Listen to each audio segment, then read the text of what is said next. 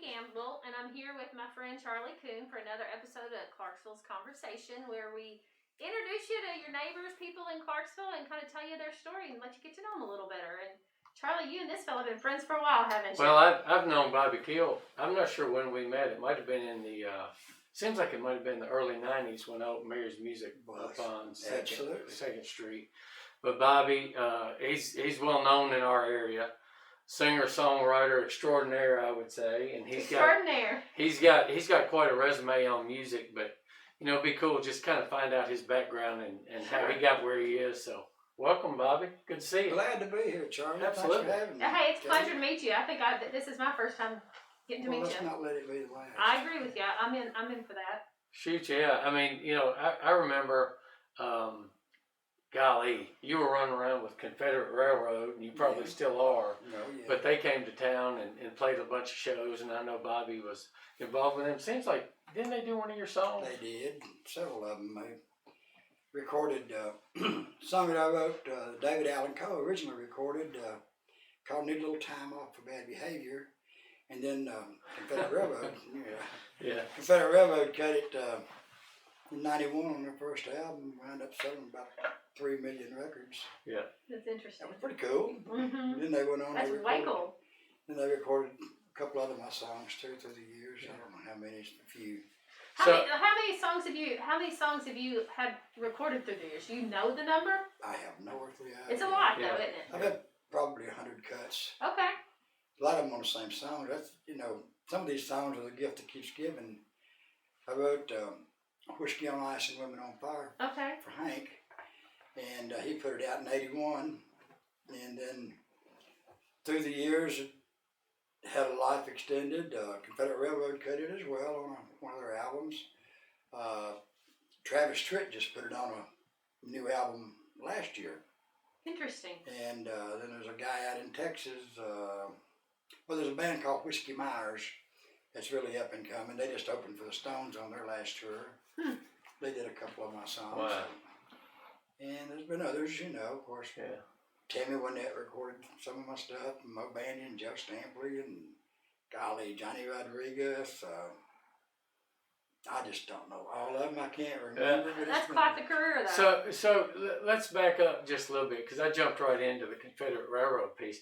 How did you end up in Clarksville? Are you from here? And what got you into the music business? My sister Mary Ann was taking piano lessons. She's 6 years older than me. Yeah. And she was 9 and I was 3. And she was taking piano lessons. Well, after she would practice, I'd climb up on the bench and just start playing the melody line. I just had the ear wow. for it. And then I'd like everybody else, we'd go around to people's houses, and I started playing guitar when I was about 12 or 13. And I was always into melodies. You know, I was playing things on the piano I didn't know, and Miss Helen Twinkle was the piano teacher. That's, you know, Betsy McGregor, or Betsy Ignacio, her grandmother. She gave me the freedom to create, you know, play, and she'd show me the left hand, and I'd play the right hand. And just natural, no training. Very little. Oh, that's awesome. I can read, but not enough to mess up in playing. Okay. Yeah, that's right. That's exactly right. So I did that, and I played in the high school, in the grade school band, played trumpet, saxophone, a little bit, you know, and then I started writing, you know, making up songs. So I wrote 2 songs and decided I was ready for Nashville. So I loaded up one morning and took my 2 songs and a couple other things with me. And first door I knocked on was the Wilburn Brothers office, Surefire Music. Door open, it was kind of, back in those days, you just walk in places. And the door was it was warm weather. There was a picture of Loretta Lynn. It had to be 20 feet tall, it looked like. And she was all dressed out in this green chiffon gown and everything. And it's just a beautiful picture. I said, my God, this is Nashville. You know, this is it. Yeah. So the lady said, may I help you? And I said, well, I've got a couple of songs I've written, and I would like for somebody to listen to them. She explained to me, well, we're a closed publishing company, which meant I found out they don't accept outside material. I said, well, okay. And she said, do you have anything else? I said, well, I got some crappie out here in my ice chest. Then this voice in the back said, hey, come back here. Because he wants a crappie. So anyway, he said, you got some fish? I said, I do. He said, I can give you some guidance here if you can give me if you got a bag of crappie. I said, well, yes, sir. So he sent me across the street to Moss Rose Publishing, which was owned by a fellow by the name of, his last name was long. I can't think of his first name now. But anyway, they signed me to a writing deal for $50 a week on the express thing that I would bring from crappie every time. Oh my goodness! I had 5 bags, so the first guy got one of them, and they got the rest of the crappie. And had a frozen mallard duck in there too, but he didn't. Nobody wanted the duck, so he didn't make it into the music business. But the crappie did, and so his name was Hubert Long, and Hubert died about 6 months after I signed, and then Mary John Wilkin, who discovered Chris Christopherson, bought his catalog, or parts of his catalog, and so I went to writing for her, and it just went from there. That's interesting.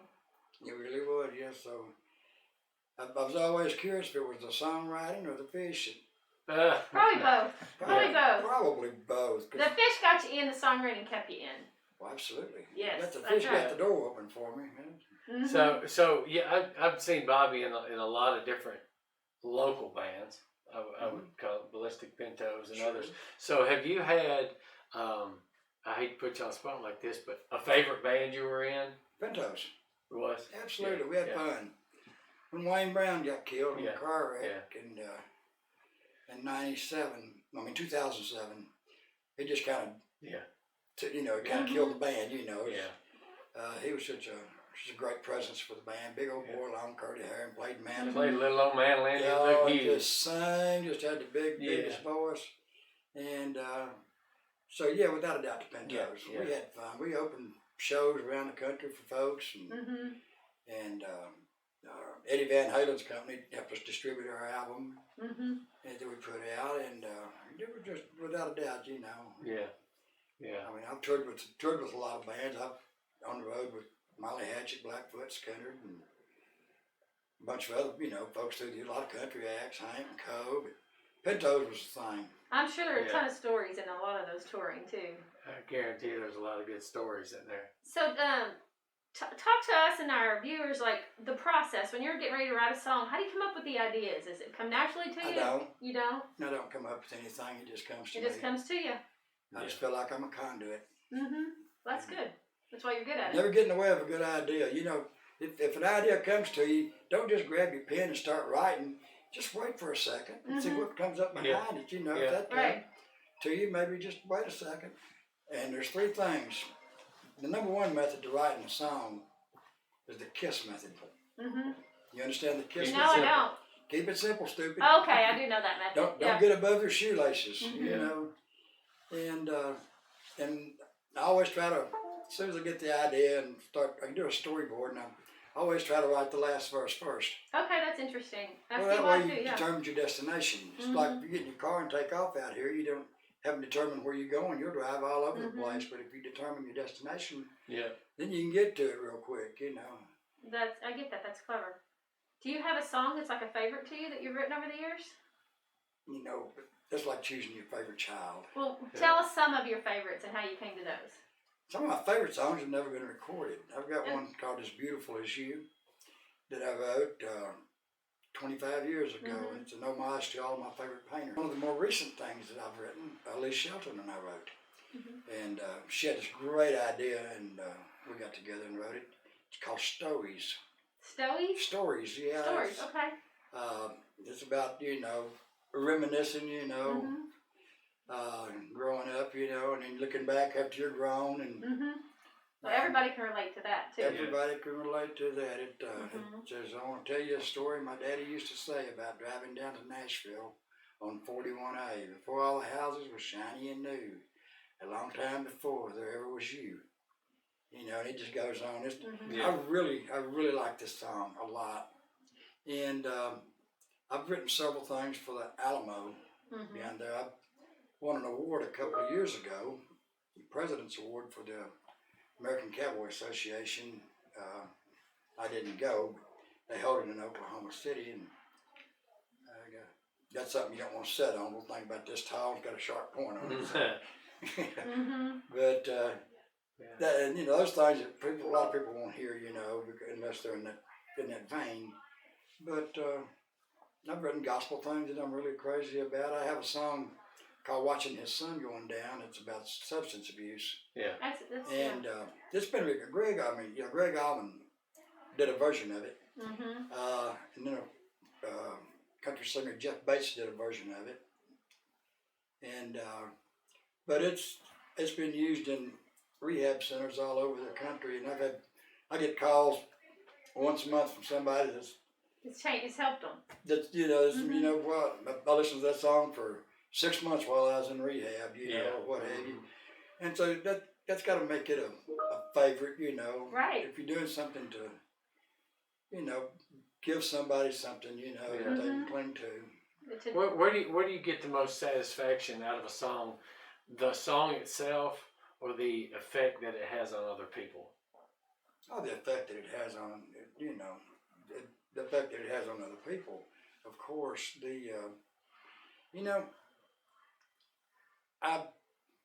the creative process is very exciting. It's just a natural high, and some songs, like "Sun Going Down," it's a pretty intricate song, but I wrote it in maybe 10 minutes. Wow. Now, I literally grabbed the legal. I'd been out to the pool at my friend's place on Lookout Mountain. We was getting ready to go down to Jamaica and do some diving. Well, he had a pool, so I had the scuba gear on. It starts raining, so what do? I said, God, I got to get out of the pool, Yeah. But I have a guitar, so I ran, took off running back toward the house, and I had my guitar and a legal pad there where there was a gazebo. And I just jumped under the gazebo because it started raining so hard. And the song just came to me with the flood of rain, And by the time the sun came out, just a few minutes later, I may have gone back and tweaked a line here or there, but the song pretty much just wrote itself. I just stood out of the way and let my pencil do the walking. Yeah. So do you remember the first time you ever heard one of your songs on the radio? Because you've had a lot of them. Because that had to feel pretty special knowing that's my song. Yeah, it was probably a song I wrote that Joe Stampley recorded in the 70s called one of those cheating songs. It was a honky-tonk kind of a song. And that probably was, either that, no wait a minute, it wasn't, there was a song I wrote, one of the first songs I wrote called 11 O'Clock in Chicago. And it played, let's see, that would have been about 73, something like that. So I guess that was. I keep forgetting about that one. I don't know why, but it wasn't on a major label, So it's amazing to me that you can just recall all of them. That you're right, they are your babies. Huh?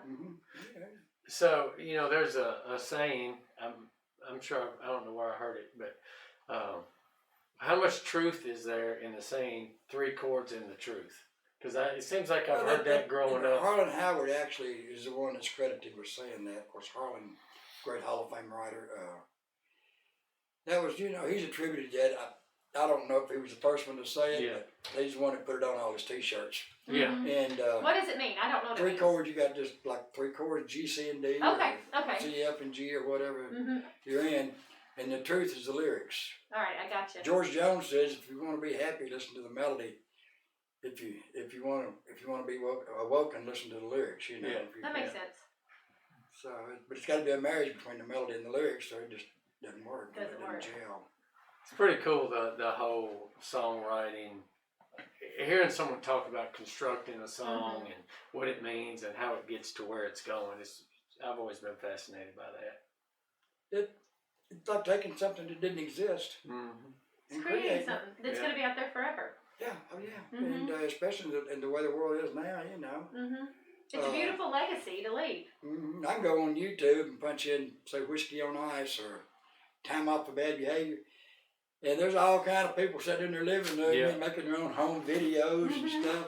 There's some girl, I've never contacted her or anything, but she rewrote it and called I Like My Whiskey on Ice and My Men on Fire. And she's some kind of outlaw trying to be, but I thought it was a pretty interesting take. It's pretty clever, yeah. Oh, I have no problem with it. I don't care who sings or how they sing it, as long as they get paid. So from That's right. from 1973 to 2021, the music industry's changed tremendously. I've seen it change a dozen times. It's crazy. I remember when Kenny Rogers first started hitting, Mhm. oh, boo, boo hiss, you know, he's gone, country's gone pop, and all this stuff. Country music's country music. Two of my favorite country songs are by the Rolling Stones. Mm-hmm. Honky Tonk That's Women interesting. Mm-hmm. is one of them, and Girl with the Faraway Eyes. You're right, but I never would have, and until you said that, I never considered those country, but you're 100% Well, right. they're as country as they Yeah, can be. you're right, you're right. So what advice do you have, like, for someone brand new, some young whippersnapper wanting to get into what you're doing? What advice would you give them? Do it for fun and have a day job. Mm-hmm. That makes sense. Be able to support your dreams. Mm-hmm. Yeah. And then maybe one day, you know, if you've got a job, you got a career, you're building a pension. Mm-hmm. You know, you may write a song, make you $150,000 while you're working, making $30,000 a year. The first thing you want to do is quit that job. Yeah. But no, you just you bankroll that money, or you blow it, or whatever. You know. Right. I've done most of the blowing, but anyway, you always, you know, just pursue your dreams, and always, no matter what it is, but always be able to support yourself. That's good. That's good.